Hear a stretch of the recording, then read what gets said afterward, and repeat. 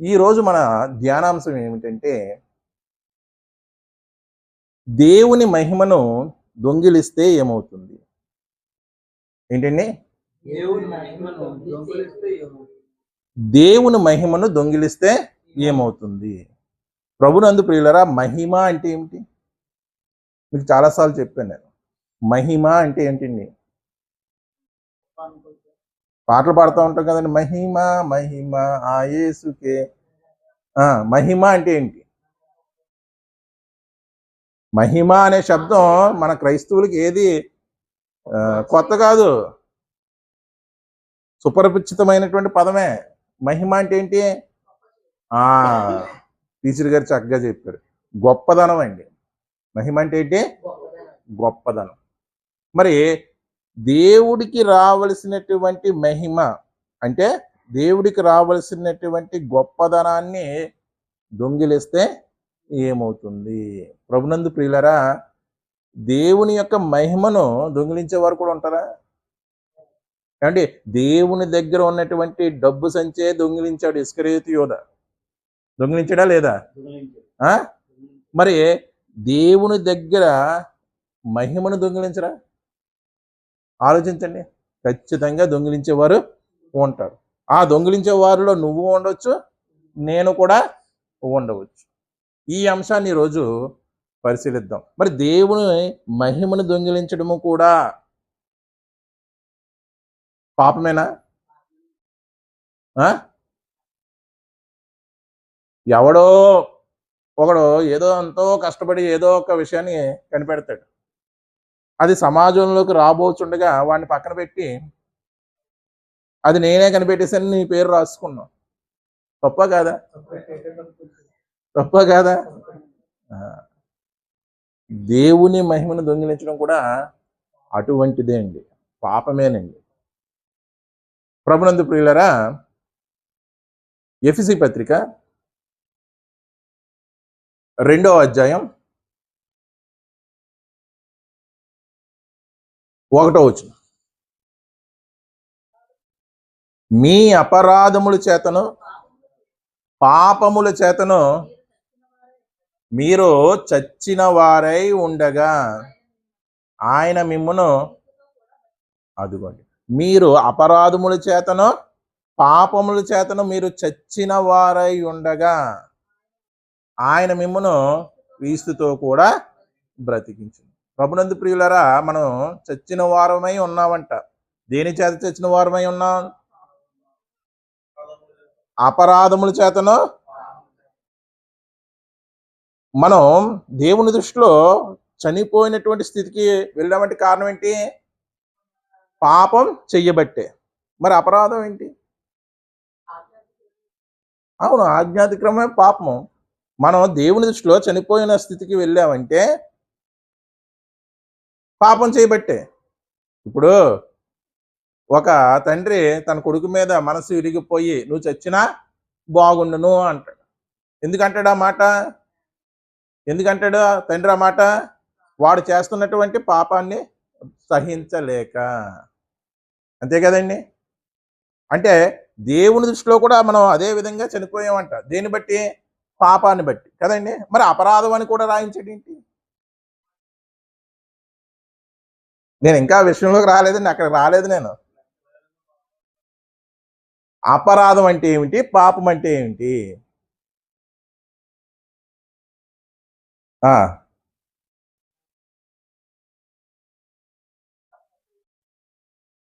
బలులు ఎన్ని రకాలండి మనకి? ఎన్ని రకాలు?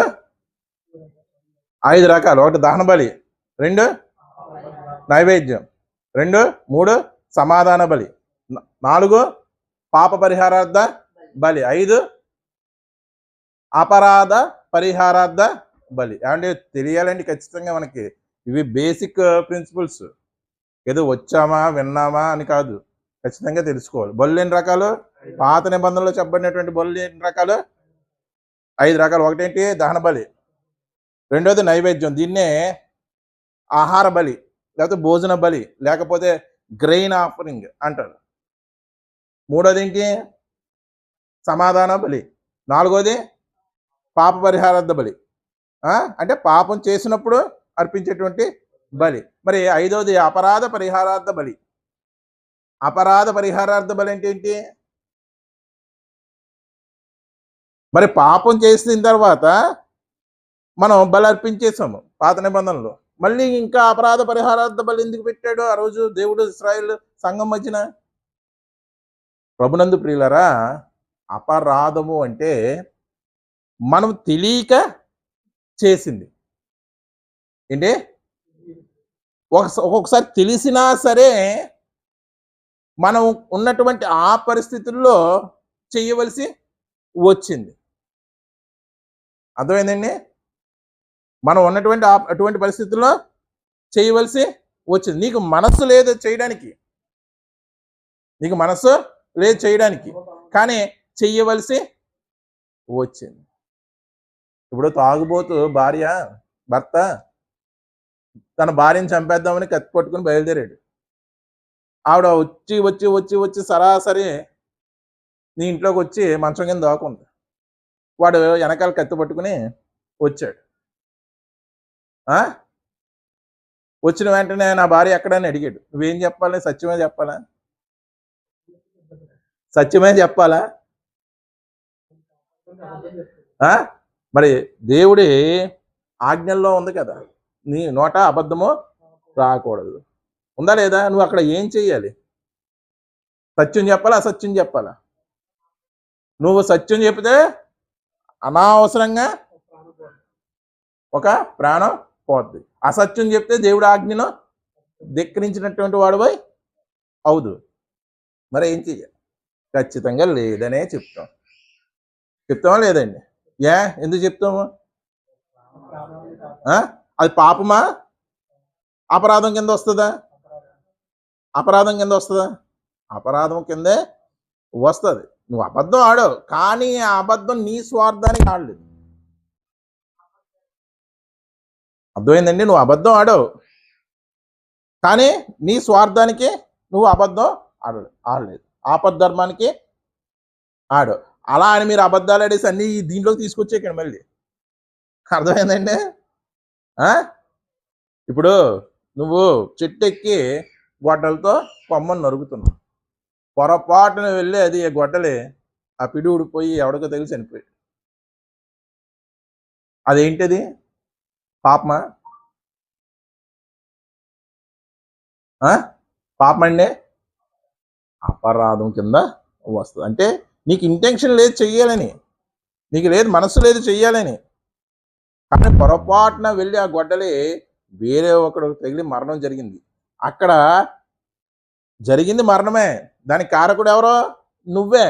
కానీ అది నీ ఇంటెన్షన్ కాదు, నువ్వు మనస్ఫూర్తిగా అది చెయ్యలేదు, యాదృచ్ఛికంగా జరిగింది. అటువంటివి ఎలా వస్తాయి? అపరాధం కింద వస్తాయి. అంటే దేవుడు కూడా చూడండి ఎంత జాగ్రత్త తీసుకుంటున్నాడు. అపరాధముల కొరకు కూడా మీరు ఏం చెయ్యాలి? బలి అర్పించాలని ఇశ్రాయేలుకి పెట్టాడా లేదా? ఎన్ని బలులు అని చెప్పుకున్నావు? 5. 4వది ఏంటి? పాప పరిహారార్థ బలి.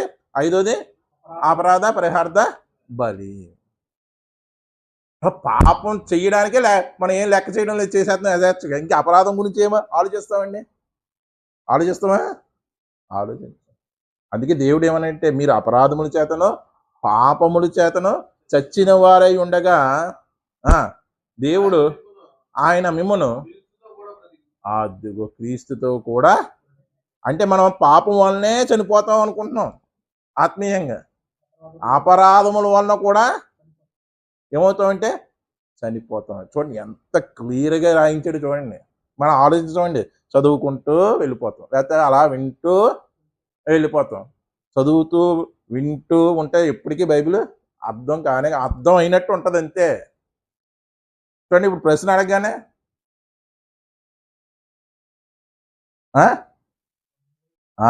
దాన్ని అందుకే దివారాత్రములు ధ్యానించుచు పరిశోధించుచు చదవాలి. ప్రభునందు ప్రియులరా, మోషే మీ అందరికి తెలుసా?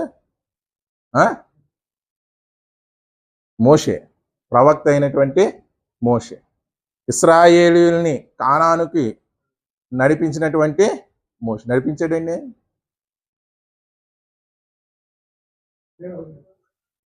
ఇశ్రాయేలీయుల్ని కానానికి మోషే నడిపించాడా? 80% 90% మాత్రమే నడిపించాడు. మిగతా శాతాన్ని పూజ చేసింది ఎవరు? యెహోషువ మాత్రమే. యెహోషువ మాత్రమే కానానికి నడిపించాడు. మరి మోషే నాయకుడిగా ఎంచబడ్డాడు దేవుడి చేత, అంతే కదండి? ఎంచబడ్డా? మరి నాయకుడే కానానికి ఎందుకు వెళ్ళలేదు? మోషే వాగ్దాన భూమి, పాలు తేనెలు ప్రవహించేటువంటి ఆ వాగ్దాన భూమికి ఎందుకు వెళ్ళలేదండి? నేను చెప్పినటువంటి టైటిల్కి ఈ సబ్జెక్ట్కి సంబంధం లేదు అనుకోవచ్చు మీరు, కానీ చివరికి సంబంధం ఉంటుందండి. ఎందుకు వెళ్ళలేదు?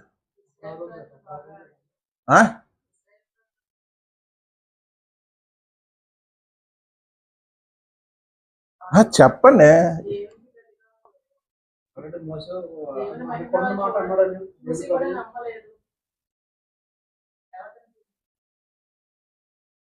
మోషే వాగ్దాన భూమికి ఎందుకు వెళ్ళలేదని అడుగుతున్నాను.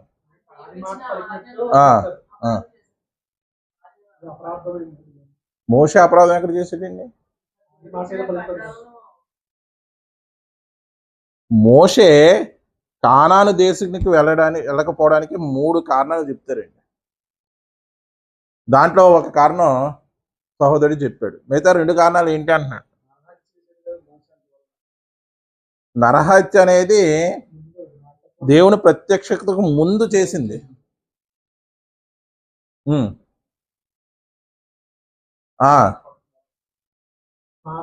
చిన్న చెప్పాడు కదండి. మొదట ఇశ్రాయేలీయులు వాళ్ళు ఎంత దారుణమైనటువంటి వారంటే, ఒకసారి మీరు సంఖ్యాకాండం 17వ అధ్యాయం 1 నుంచి 6 వచనాలు చదవండి. సంఖ్యాకాండం 17వ అధ్యాయం 1 నుండి 6 వచనాలండి. యెహోవా మోషేతో ఇలాగూ సెలవిచ్చును, నీవు ఇశ్రాయేలీయులతో మాట్లాడి వారి యొద్ద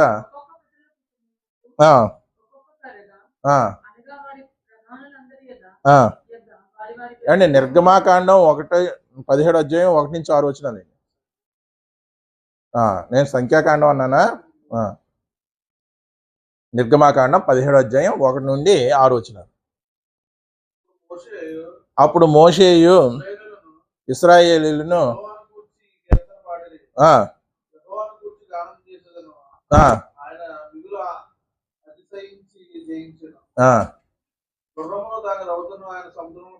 పదిహేడో అధ్యాయం నుండి చదువుతున్నారు మీరు. 17వ అధ్యాయం 1 నుంచి 6 వచనాలు.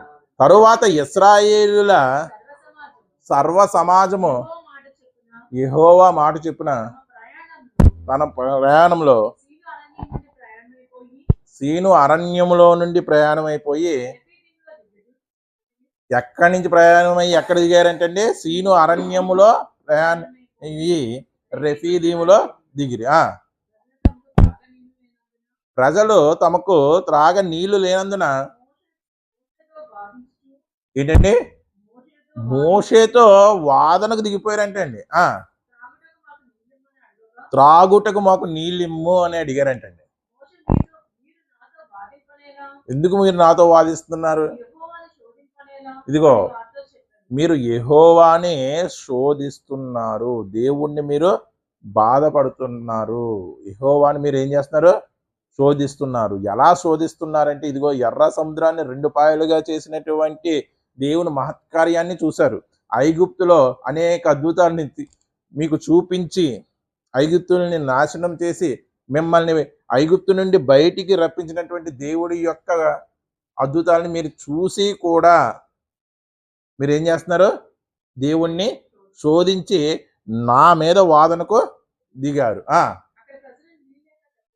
అక్కడ ప్రజలు నీళ్లు లేక తప్పుకొని మోషే మీద సనుగుచు, ఇది ఎందుకు ఆ, ఎందుకు మమ్మల్ని తీసుకొచ్చావు? మమ్మల్ని, మా పశువుల్ని, మా పిల్లల్ని దాహం చేత చంపేయడానికే నువ్వు తీసుకొచ్చావా?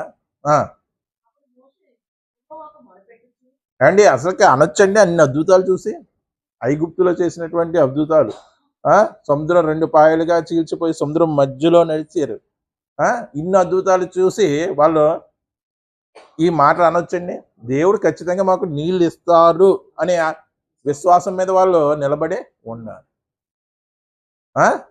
కానీ వాళ్ళు ఏం చేశారు? దేవుణ్ణి శోధించారు, మోషేతో వాదనకు దిగారు. అప్పుడు మోషే యెహోవాకు మొరపెట్టుచు, ఈ ప్రజలను నేను ఏమి చేయుదును? అదిగోండి పరిస్థితి ఎంత భయంకరం ఏంటండి, మనం ఆలోచించవండి. నాయకుడే కదా మమ్మల్ని ఐగుప్తు బానిసత్వం నుండి విడిపించాడు. అక్కడ ఎన్ని శ్రమలు పడ్డాం, ఎన్ని బాధలు పడ్డాం. దేవుడు వలన ఈ మహానుభావుడు మమ్మల్ని విడిపించాడు అని మోషే మీద, దేవుని మీద కనీస కృతజ్ఞత లేదండి ఆవిడ. ఉందండి? మోషే ప్రార్థనలో ఏం బాధపడుతుంది? ఇదిగో ఈ పొజిషన్ ఇలాగే ఉంటే రాళ్ళ చేత నన్ను కొట్టి చంపేస్తారు. ఆ స్థితికి దిగజారిపోయారు. ఎవరు? ఇశ్రాయేలు అంటున్నాడు కదా. మోషే యెహోవాకు చేసినటువంటి ప్రార్థనలో అంటున్నాడు, ఇదిగో ఈ ప్రజలు రాళ్ళ చేత నన్ను కొట్టి చంపుదురని. అప్పుడు పరిస్థితి ఇలా ఉందా? నువ్వు ఇశ్రాయేలు పెద్దల్లో కొంతమందిని తీసుకుని వెళ్ళి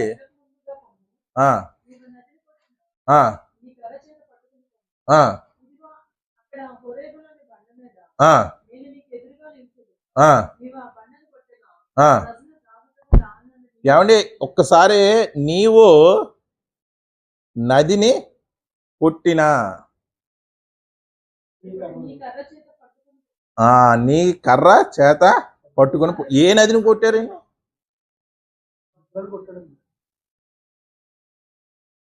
ఏ నదిని మోషే కర్రతో కొట్టాడు? ఆలోచించి చెప్పాలి. యోర్దాను నది అది తర్వాత. ఆలోచించి చెప్పండి. చదవండి. మీకు ఇలాగా హోంవర్క్ ఇస్తూనే ఉంటే బాగుంటుంది. లేకపోతే అందరిలాగే హల్లెలూయా ఆమేన్ అనుకుని మాకు తెలిసిపోయింది అనుకుంటారు. యథా రాజా తదా ప్రజ. మీకు ఎంత సీనియారిటీ ఉండనివ్వండి, ప్రశ్న అడిగితే సమాధానం చెప్పే విధంగా నీ భక్తి ఉండాలి. అంతేనండి? చదవండి. ఆ కర్రను తీసుకుని వెళ్ళి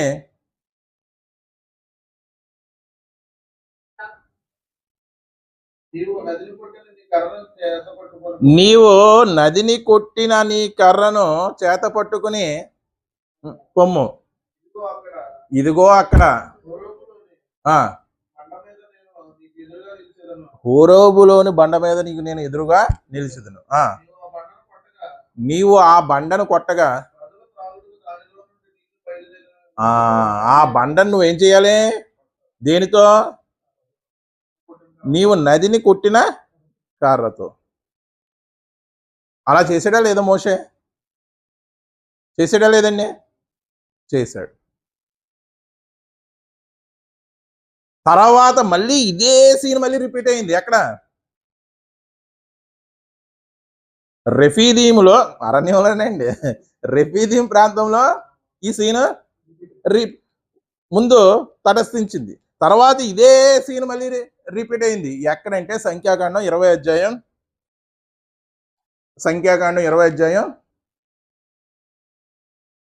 1 నుండి 8 వచనాలు చదవండి, పర్వాలేదు. 1 నుండి 8 వచనాలు.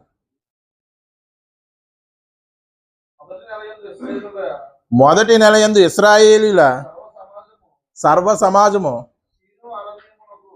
సీను అరణ్యమునకు రాగా ప్రజలు ఎక్కడ దిగారంటే కాదేశులో దిగారు. అక్కడ మిరియాము చనిపోయి పాతి పెట్టబడిను. అంటే మొదటిది ఎక్కడ జరిగింది? రెఫీదీములో జరిగింది. రెండోది ఎక్కడ?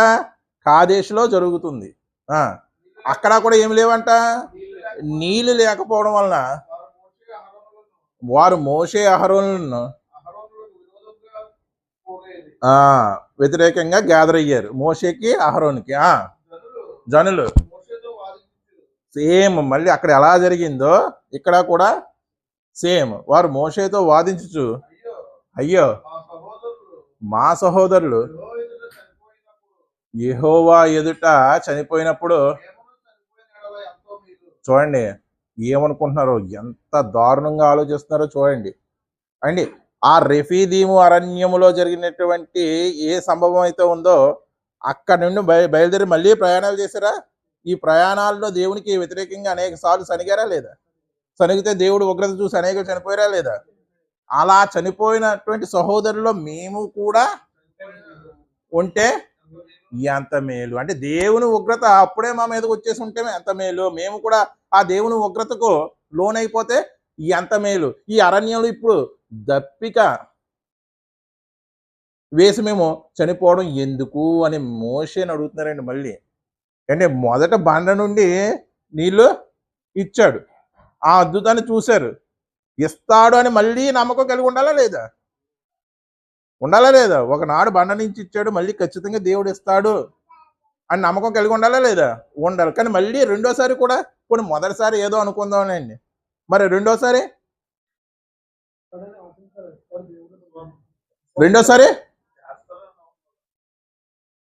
చేస్తాడు అని ఉండాలి. కానీ ఉన్నారా?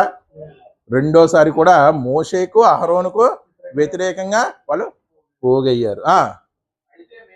అయితే మేమును మా పశువులను ఇక్కడ చనిపోనట్లు ఈ అరణ్యంలోకి యెహోవా సమాజమును అసలు ఎందుకు తీసుకొచ్చావు ఈ అరణ్యంలోకి మమ్మను? ముందేమన్నారు, ఐగుప్తు బానిసత్వం నుండి మమ్మల్ని విడిపిస్తే చాలు అనుకున్నారు. ఇప్పుడు అసలు ఎందుకు తీసుకొచ్చావు మమ్మల్ని అని అడుగుతున్నారు. కాని చోటు అంటండి. ఏ చోటు అంటండి? కాని చోటు అంటండి. అంటే జీవమునకు సాదృశ్యంగా ఉంది కానాను, జీవానికి సాదృశ్యంగా ఉంది కానాను, అంతే కదండి. ఆ కానానుకు వెళ్ళేటువంటి మార్గం వీళ్ళకి ఎలా అనిపించిందంట? కాని మార్గంగా అనిపించిందంట. ఆ జీవమునికి పోయేటువంటి మార్గమైనటువంటి క్రీస్తు మార్గం కూడా ఇప్పుడు జనాలకు ఎలా అనిపిస్తుంది? కాని మార్గంగా అనిపిస్తుందా లేదా? అనిపిస్తుంది. అంటే అప్పుడు ఇశ్రాయేలీయులు ఏ స్వభావం కలిగి ఉన్నారో ఇప్పుడు మనము కూడా అదే స్వభావం కలిగి ఉన్నాం. ఈ కాని చోటుకు మమ్మల్ని తెచ్చుటకు ఐగుప్తులో నుండి మమ్మను ఎలా రప్పించితిరి? ఈ స్థలంలో గింజలు లేవు, అంజూరాలు లేవు, ద్రాక్షాలు లేవు, దానిమ్మలు లేవు, తాగుటకు నీళ్ళే లేవనేది. మళ్ళీ మోషే అహరోనులు ఇంక చేసేది ఏమీ లేక ఇంక చంపేస్తారండి, కొట్టి చంపేస్తారు. అది చేసేది ఏమీ లేక సమాజం ఎదుట నుండి ప్రత్యక్ష గుడార ద్వారంలోనికి వెళ్ళి సాగిలి పడగా యెహోవా మహిమ వారికి కనపడును. అంతటి యెహోవా మోషేకు ఇలాగు సెలవిచ్చును, నీవు నీ కర్ర తీసుకొని నీవును నీ సహోదరుడు అయినటువంటి అహరోను ఆ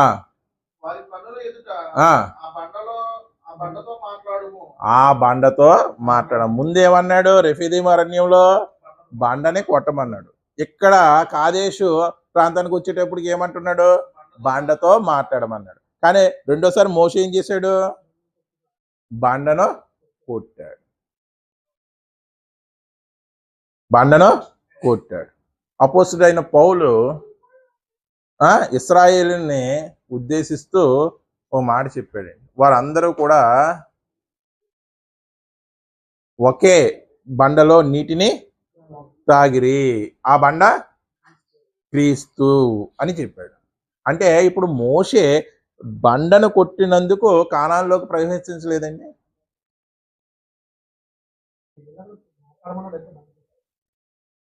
బండను కొట్టినందుకు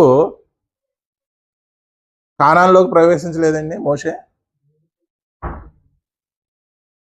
అలాగనుకుంటే మరి నీళ్ళెందుకు ఇచ్చాడు? నీళ్ళెందుకు ఇచ్చాడండి? బండను కొట్టినందుకు మోషే కానాన్లోకి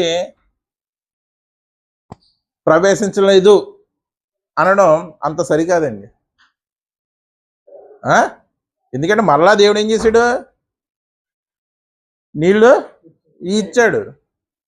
అంటే ఆ బండను కొట్టినందుకు మోషే కానాన్లోకి ప్రవేశించలేదు అనేది సరికాదు. మరి రెండవ కారణంగా ఏమి చెప్తారు అంటే అదే సంఖ్యాకాండం 20వ అధ్యాయం 10వ వచనం. తరువాత మోషే అహరోన్లు ఆ బండ ఎదుట సమాజమును పోగు చేసినప్పుడు అతడు వారితో సమాజాన్ని, వాళ్ళు ఏ సమాజం? దైవ సమాజం, దేవుని సమాజం. అటువంటి దేవుని సమాజాన్ని మోషే ఏమంటున్నాడు? అనొచ్చండి. కరెక్ట్గా వచ్చేసారు.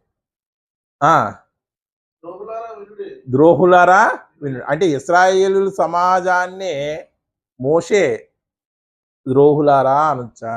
అదిగో ద్రోహులారా అన్నాడు దేవుని సమాజాన్ని, అందుకే కానానికి వెళ్ళలేదు. అదిగో బండతో మాట్లాడమంటే కుట్టాడు, అందుకే కానానికి వెళ్ళలేదు అంటున్నాడు. ద్రోహులారా అనొచ్చండి? ఎందుకు అనకూడదంటే నీ సహోదరుని చూసి వ్యర్థుడా. చూడండి ఒకసారి, అదే గుర్తుకొచ్చేస్తుందండి మనకి. మత్తయి సువార్త 5వ అధ్యాయం 22వ వచనం. మత్తయి సువార్త 5వ అధ్యాయం 22వ వచనం. నేను మీతో చెప్పినది ఏమనగా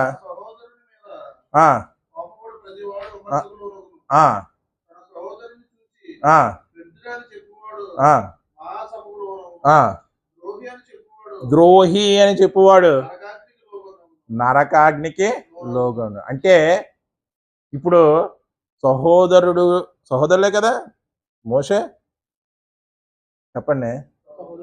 ఇశ్రాయేలుకి ఏమవుతాడు? సహోదరులని చూసి ఏమన్నాడు? ద్రోహి అన్నాడు. అంటే ఇప్పుడు ద్రోహి అని వాడు ఎక్కడికి వెళ్ళిపోలే? చదువు. అంత అవసరం లేదు.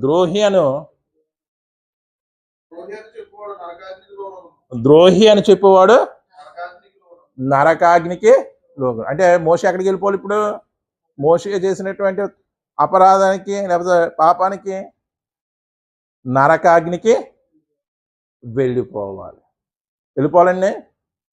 ఖచ్చితంగా వెళ్ళిపోవాలి అనిపిస్తుంది మనకి. ఎందుకంటే 106వ సంకీర్తన ఒకసారి తీయండి.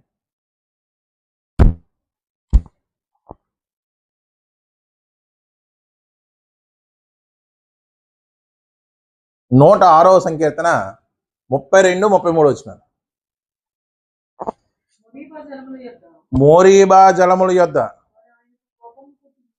వారు ఆయనకు కోపం పుట్టించిరి.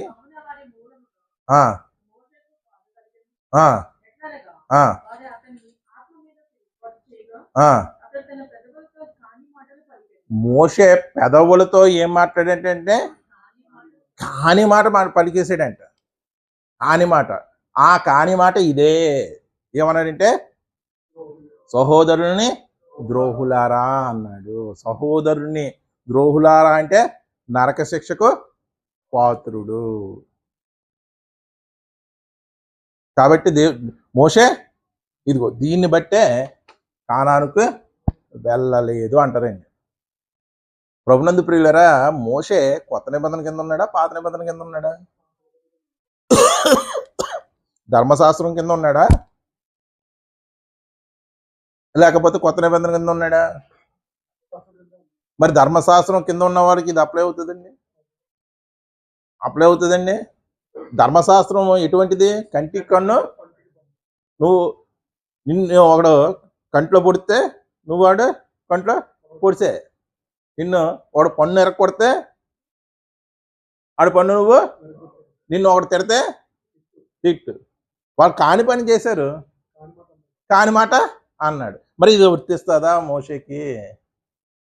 వర్తించదండి. ఎందుకంటే ధర్మశాస్త్రం కింద ఉన్నాడు తప్ప కొత్త నిబంధన కింద లేదు. అంతే కదండి. మనకి ఇప్పుడు ధర్మశాస్త్రంలో ఉన్నటువంటి ఆచారాలు సాంప్రదాయాలు ఏవైతే ఉన్నాయో మనకి ఎలాగ వర్తించవో కొత్త నిబంధనలో ఉన్నటువంటి ఈ విషయము పాత నిబంధనలో నరహత్య చెయ్యొద్దు అని చెప్పడమే మీరు చూశారు. సహోదరుడిని వెద్దుడా ద్రోహి అనేవాడు కూడా నరకానికి వెళ్తాడు అనే సత్యం వాళ్ళకి బయలుపరచబడలేదు. అప్పటికి వాళ్ళు దేంట్లో ఉన్నారు? ఛాయలో ఉన్నారు. ఛాయలో ఉన్న వారికి నిజం ఇంకా వారికి ప్రత్యక్ష పరచబడలేదు. అంటే మోషే ఈ మాట కోసం కూడా వెళ్ళలేకపోయాడు అనడం కూడా సరికాదు. మొదటిది ఏం చేసాం? బండని కొట్టాడు, దాన్ని బట్టి వెళ్ళలేదు అన్నది సరికాదు. రెండోది కాని మాట అన్నాడు, ఇది సహోదరుని ద్రోహి అన్నాడు, అందుకే వెళ్ళలేదు అన్నం కూడా సరికాదు. మరి మూడో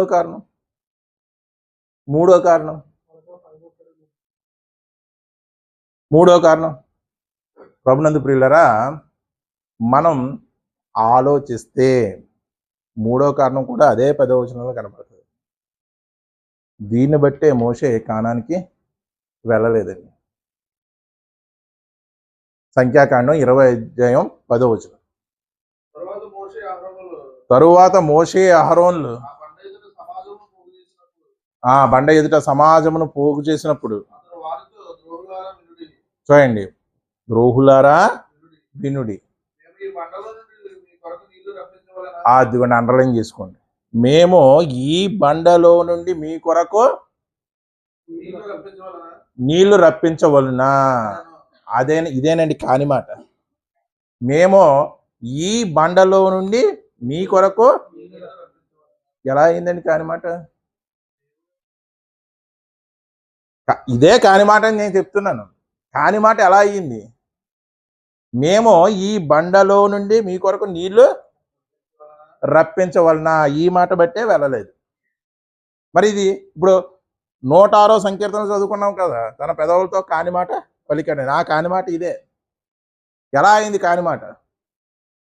అంటే బండ నుండి నీళ్లు రప్పించేది ఎవరండి? దేవుడు. అంతేనండి, బండలో నుండి నీళ్లు రప్పించేది ఎవరో? దేవుడు. కానీ ఇక్కడ మోషే ఏమంటున్నాడు? మేము రప్పించుదమా అంటే దేవుడి యొక్క పని అనేది, ఆ దేవుడి యొక్క మహిమ అనేది, ఆ దేవుడి యొక్క గొప్పదనం అనేది ఎవరికి ఆపాదించేసుకుంటున్నాడు మోషే? తనకి ఆపాదిస్తూ అహరోనుకు కూడా ఆపాదించేస్తున్నాడు. మేము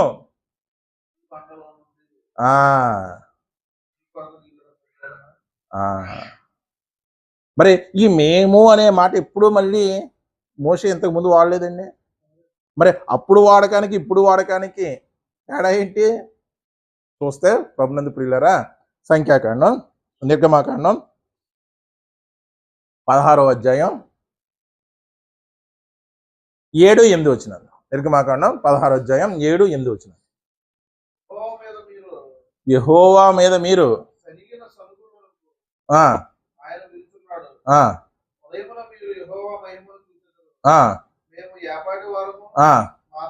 చూడండి, ఆ మేము అనే పదప్రయోగం ఎలా వచ్చింది? మేము ఏ పాటి వారు. అక్కడ ఎలా ఉంది? తగ్గించుకున్నాడు, అక్కడ హెచ్చించుకున్నట్టు కనబడుతుంది. అర్థమైందండి? ఇక్కడ తగ్గించుకొని చెప్తున్నాడు, మేము ఏ పాటి వారు. ఇదే మేము, ఇదే పదము. అందుకే అండి దేవుడు మనుష్యుడాడు ప్రతి వ్యర్థమైన మాటకు తీర్పు దినాన్న లెక్క అడుగుతానన్నాడు.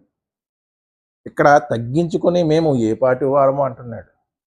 మళ్ళీ 18వ వచనం కూడా చూడండి, 8వ వచనం. అదే ఉంది, దానికి కింద వచనమే.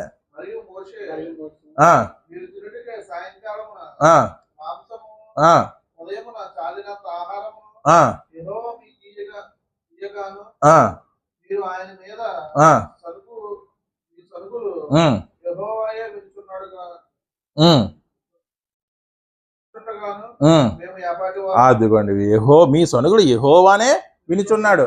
మేము ఏ పాటి వారము అంటే ఇక్కడేమో తగ్గింపు స్వభావం, అక్కడికి వెళ్ళేటప్పటికి ఏమైపోయింది, మేము ఈ బండ నుండి మీ కొరకు నీళ్లు రప్పించవలన ద్రోహులారా. అంటే ఏంటి, దేవుడు బండ నుండి నీళ్లు రప్పించినటువంటి అద్భుతం ఏదైతే ఉందో చేశాడో దాన్ని మేమిద్దరమే చేశాము అని చెప్పుకుంటున్నట్టు ఉంది, తనను తాను హెచ్చించుకుంటున్నట్టు ఉంది. వీడు గుడ్డువాడే పుట్టుటకు ఎవడు పాపం చేసిను అంటే వీడు తల్లిదండ్రులని అడిగినప్పుడు వీడైనను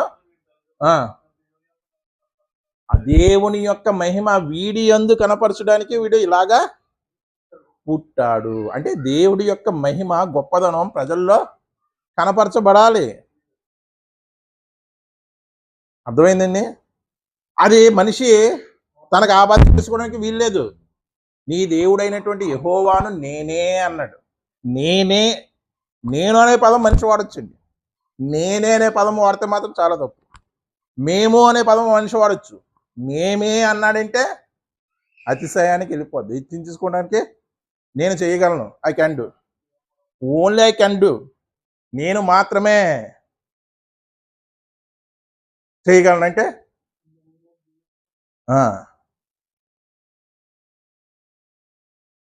అంటే దేవుడి యొక్క మహిమను తనకి ఆపాదించేసుకుంటుంది. దీన్ని బట్టి వెళ్ళలేదండి, దేవుని మహిమను తనకు ఆపాదించేసుకుని నేనే చేశాను. మనం కూడా అంటాం కదండి, నేను కాబట్టే జీవపడము, నా సంఘం, నేనే కాపరిని, నేనే నేనే నేనే అనే మాట చాలా ప్రమాదకరమైంది. మేమే మేమే మేమే అనే మాట చాలా అదే కాని మాట, అదే కాని మాట. అంటే దేవుని మహిమను మోషే దొంగిలించాడండి.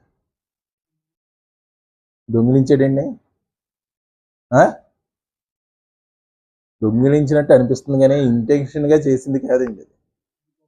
అనుకోకుండా యాదృచ్ఛికంగా పలికేసినటువంటి మాట, తట్టుకోలేక అక్కడ ఉన్నటువంటి ప్రెజర్ని తట్టుకోలేక, అపరాధం ఎన్నోసార్లు తట్టుకున్నాడు, యాదృచ్ఛికంగా పలికేసినటువంటి మాట అది అపరాధం. అంతే, అదేంటండి, ఆ అపరాధానికి కానాను చూడనివ్వలేదు దేవుడు. అంటే మోషేకు కానాను చూడకపోతే ఏమన్నా నష్టం వచ్చిందా? ఏమన్నా వచ్చింది? ఇప్పుడు నేను ఉన్నాను, భారతదేశం ఒకటే చూశాను, ఈ ప్రపంచంలో ఏ దేశానికి వెళ్ళలేదు నేను, నాకు ఏమన్నా నష్టమా? నేను ఎక్కడికి వెళ్ళాలి? పరలోకానికి వెళ్తే సరిపోద్ది, ఏ దేశం వెళ్ళినా వెళ్ళకపోయినా పర్వాలేదు, నేను ఇక్కడ ఉంటే మోషే కానానికి వెళ్ళకపోతే నష్టం ఏంటి? పరలోకానికి వెళ్ళాడా లేదా అంటే ఆ అర్హతను వెళ్ళలేదు అనుకోండి, ఆ అర్హతను పొందుకున్నా లేదా? రూపాంతర కొండ మీదకి యేసు ప్రభు వారిని దగ్గరికి ఎవరు వచ్చారు? మోషే, ఏలి. ఎక్కడి నుంచి వచ్చారు? పరదేశం నుంచి. పరదేశంలో వచ్చి ఎక్కడి నుంచి వచ్చారు? అదే నెమ్మది పొందేటువంటి స్థలంలోంచి వచ్చారు. నెమ్మది పొందేటువంటి స్థలంలో ఉన్నవారు ఎక్కడికి వెళ్తారు? మరి ఇప్పుడు మోషే సిద్ధంగా వెళ్ళడానికి, క్రీస్తు రెండవ రాకడలో పరలోక రాజ్యానికి వెళ్ళడానికి సిద్ధంగా ఉన్నాడు. ఇప్పుడు కానాను వెళ్ళకపోతే ఏమి నష్టం వచ్చింది? ఏమి నష్టం వచ్చిందా? ఏమి. మరి ఇది మనకెందుకు తెలియజేసాడు దేవుడు? మోషేకి ఎటువంటి నష్టం కానీ కలగలేదు, కానీ నీకు మాత్రం ఖచ్చితంగా నష్టం కలుగుతుంది. కాని మాట పలికావా పెదవులతో, ఖచ్చితంగా నీకు దేవుని మహిమను దొంగిలిద్దామని చూసావా, ఖచ్చితంగా నీకు నిత్య నరకము అని చెప్పడానికి ఈ సందర్భాన్ని మనకి తెలియజేశాడు. వారికి దృష్టాంతులుగా సంభవించి వారికి బుద్ధి చెప్పుడుగా సంభవించి మనకి దృష్టాంతములుగా మనకి దేవుడు వాటిని ఉంచాడు. అంటే దేనికి వెళ్ళలేదు ఇప్పుడు మోషే? కానానికి వెళ్ళలేదు. దేని కొరకు వెళ్ళలేదు? కాని మాట పలికి అపరాధంలో పాపంలో కాదండి. మోషే ఇంటెన్షనే కాదు అది పలకాలని. అక్కడ ఉన్నటువంటి సిచ్యువేషన్కి తట్టుకోలేక మోషే పలికేసాడు. మనకు కోపం వస్తుంది అనుకో, నోటి నుంచి ఏదో ఒకటి బూత్ వచ్చేది. వచ్చేద్దా లేదా? మరి కావాలని ఆడతావా? అదేంట్రా నువ్వు ఇలాగా మాట్లాడావంటే ఏమంటావు? అంటావా లేదా? అంటే అక్కడ అదే అపరాధము. అదే అపరాధము. నీ ఇంటెన్షన్ కాదు, కానీ నువ్వు అది చేసావు. మోషే ఇంటెన్షన్ కాదు, కానీ అదే మోషే చేశాడు. మోషే నా ఇంటి అంతటిలో నమ్మకస్తుడు చెప్పాడా లేదా? దేవుడు నమ్మకస్తుడు అని చెప్పాడంటే పరలోక రాజ్యం వస్తాడా లేదా? వెళ్తాడు, ఖచ్చితంగా వెళ్తాడు. మనకేం నేర్పిస్తున్నాడంటే నువ్వు ఎప్పుడు నేనే అనకూడదు, మేమే ఎటువంటి పరిస్థితుల్లో అనకూడదు, నిన్ను నువ్వు ఎప్పుడు హైలైట్ చేసుకోకూడదు. చూడండి, పాస్టర్ గారు బొమ్మ పెద్దది వేస్తారు దేవుడు వాక్యం కింద, అది పట్టుబట్టి అంటే ఏం చేస్తారు? ఇలా మనుషుల్ని హైలైట్ చేసుకో.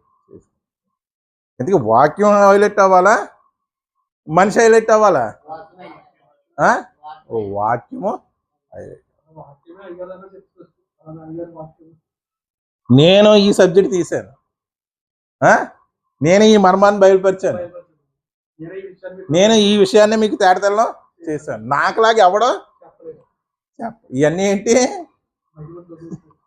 నీకు ఆ జ్ఞానం ఎవరిచ్చారు? దేవుడు ఇచ్చాడు. దేవుడి దయ వలన మీకు ఈ జ్ఞానం మీకు చెప్పగలిగాను. దేవుడి దయ వలన నేను మీకు ఈ మర్మాన్ని చెప్పగలిగాను. అలాగా మనిషి అనాలి. అలా అంటారండి, అలాగా అంటారు. ఈ ఒక్క విషయంలో కాదండి, చాలా విషయాల్లో కూడా మనం ఏం చేస్తామంటే దేవుని మహిమను, అంటే మనకున్న టాలెంట్ ఏదైతే ఉందో ఆ టాలెంట్కి కారణం దేవుడని చెప్పం. మొదట చెప్తామండి, నేను కాబట్టి ఆ సిచ్యువేషన్లో వాడికి అంత హెల్ప్ చేశాను, లేకపోతే నా ద్వారా దేవుడు వాడికి హెల్ప్ చేయించాడు అని చెప్పడు. మీరు ఏది చేసినా, అన్నము తిన్నా, పానము చేసినా, ఏది చేసినా సమస్తం ఎవరి కోసం చేయాలి? దేవునికి మహిమ చెందేటట్లు మీరు చెయ్యాలి. అలా చేస్తున్నామండి. మనం కాదా దేవుని మహిమను దొంగిలించేవాళ్ళు? ఇప్పుడు దేవుని మహిమను దొంగిలిస్తున్నటువంటి దొంగలు ఎవరంటే మనమే. ఇంటెన్షన్గా కాదు, అది తెలిసినా ఒక్కొక్కసారి మనం చేసేస్తూ ఉంటాం. ఎందుకు?